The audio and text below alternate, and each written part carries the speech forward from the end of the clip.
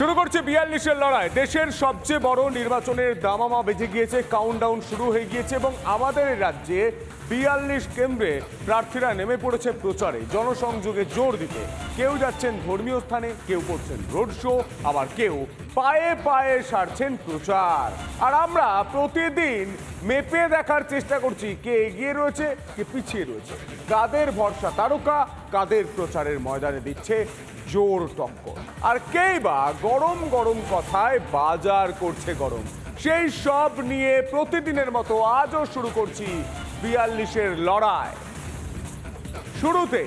শুরুতেই যে খবরে নজর রাখবে, সবচেয়ে বড় নির্বাচন, প্রার্থীরা নেমে পড়েছেন প্রচারে, জনসংযোগে জোর দিচ্ছেন।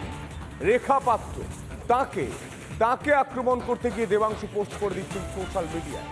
রেখা পাত্রের তথ্য ফাঁস করে দিচ্ছে তৃণমূল। তথ্য ফাঁস করা হলো স্বাস্থ্যসাথী প্রকল্পের ব্যক্তিগত তথ্য। স্বাস্থ্যসাথী প্রকল্প কি তৃণমূলের সম্পত্তি? প্রশ্ন করছেন বসিরহাটের বিজেপি প্রার্থী রেখা পাত্র। দেখুন,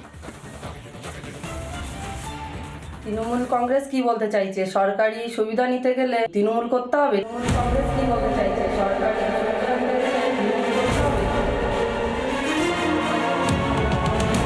সরকার যদি কোনো একটি প্রকল্প চালু করে তাহলে কি সেই প্রকল্পের উপর অধিকার কায়েম হয়ে যায় শাসক দলের? তৃণমূল কংগ্রেস অবশ্য সেটা প্রমাণ করতেই মরিয়া। মমতা ব্যানার্জি স্বাস্থ্যসাথী চালু করেছেন বলে সেই প্রকল্প যেন তৃণমূলেরই সম্পত্তি। একেবারে সাধারণ বাড়ি থেকে উঠে আসা বিজেপি প্রার্থী রেখা পাত্রকে ছোট করতে উঠে পড়ে লেগেছে শাসক দল। স্বাস্থ্যসাথী কার্ড থাকা কি রেখার অপরাধ? পশ্চিমবঙ্গের ভোটার হিসেবে সরকারি প্রকল্পের সুবিধা নেওয়া কি অন্যায়? সরকারি সাহায্য নেওয়া অপরাধ নাকি? তো মমতা ব্যানার্জি কেন ভারতবর্ষের পাসপোর্ট ব্যবহার করেন? ভারতবর্ষ তো মোদির সরকার, তো মমতা ব্যানার্জি কেন পাসপোর্ট থাকবে? ইন্ডিয়ার পাসপোর্ট তো মোদি দেয়। তো এটা কোনো যুক্তি হলো? সরকার সবার, সরকারের সমস্ত কিছু দায়িত্ব তো সরকার। আধার কার্ড দিচ্ছে কেন্দ্রীয় সরকার, তো তার মানে মমতা ব্যানার্জি আধার কার্ড তৈরি করবে না? তৃণমূলকে জবাব দিতে ছাড়েননি খোদ বসিরহাটের বিজেপি প্রার্থী রেখা পাত্র। তৃণমূল কংগ্রেস কি বলতে চাইছে? সরকারি সুবিধা নিতে গেলে তৃণমূল করতে হবে। দিদি আর ভাইপো দুজনে এসে সন্দেশখালীর বুকে দেখে যাক যে কেমন আমরা সুবিধা সঞ্চয় পেয়েছি। প্রত্যেকটা মা বোনের ঘর তো ভেঙে পড়ে গেছে, সেগুলো দেখলেই পশ্চিমবাংলার মানুষ বুঝতে পারবে যে আমরা কেমন সুবিধা পেয়েছি। বেকায়দায় পড়ে তৃণমূল যথারীতি শাক দিয়ে মাছ ঢাকতে ব্যস্ত। এই যে 5 বছর যে অন্তর যে ভোট হয়, সেই ভোটে মানুষ কাকে ভোট দেয়?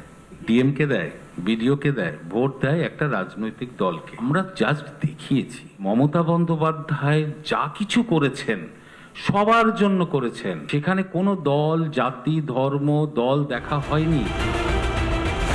রেখা পাত্রকে নিয়ে তৃণমূলের সোশ্যাল মিডিয়া পোস্ট প্রমাণ করলো বসিরহাটের বিজেপি প্রার্থী রীতিমতো ভাবাচ্ছেন তৃণমূলকে। কিন্তু রাজনৈতিক প্রতিদ্বন্দ্বিতাকে ঘিরতে গিয়ে তার ব্যক্তিগত তথ্য সোশ্যাল মিডিয়া ফাঁস করা কি অন্যায় নয়? বাংলার সাধারণ মানুষের সরকারি তথ্য কতটা সুরক্ষিত, এখন তো সেই প্রশ্নও উঠে গিয়েছে। অন্যদিকে একটা সরকারি প্রকল্পের টাকা তো কোনো দল নিজের পকেট থেকে দেয় না, সাধারণ মানুষের করের টাকা দিয়ে সেই প্রকল্প হয়। সেটা কি জানেন না তৃণমূলের ছোট বড় নেতারা? স্বাস্থ্যসাথী কার্ড থাকা সত্ত্বেও কেন অনেক হাসপাতালে তা গ্রহণ করা হয় না? সেই উত্তর কি আছে তৃণমূলের কাছে? শুধুমাত্র ইগোর কারণে প্রধানমন্ত্রীর আয়ুষ্মান ভারত যোজনাকে কার্যকর করতে না দেওয়া কি বাংলার মানুষের সঙ্গে প্রতারণা নয়? আজ জবাব চায় বাংলা।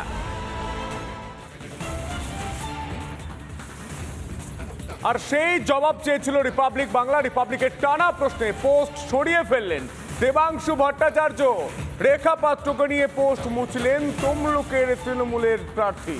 সোশ্যাল মিডিয়ায় রেখার ব্যক্তিগত তথ্য নিয়ে পোস্ট করেছিলেন দেবাংশু। এরপর জাতীয় মহিলা ও তপশিলি কমিশনে অভিযোগ করেন রেখা পাত্র। বসিরহাটের বিজেপি প্রার্থীর অভিযোগের পরই পোস্ট ডিলিট করলেন দেবাংশু। দেখুন,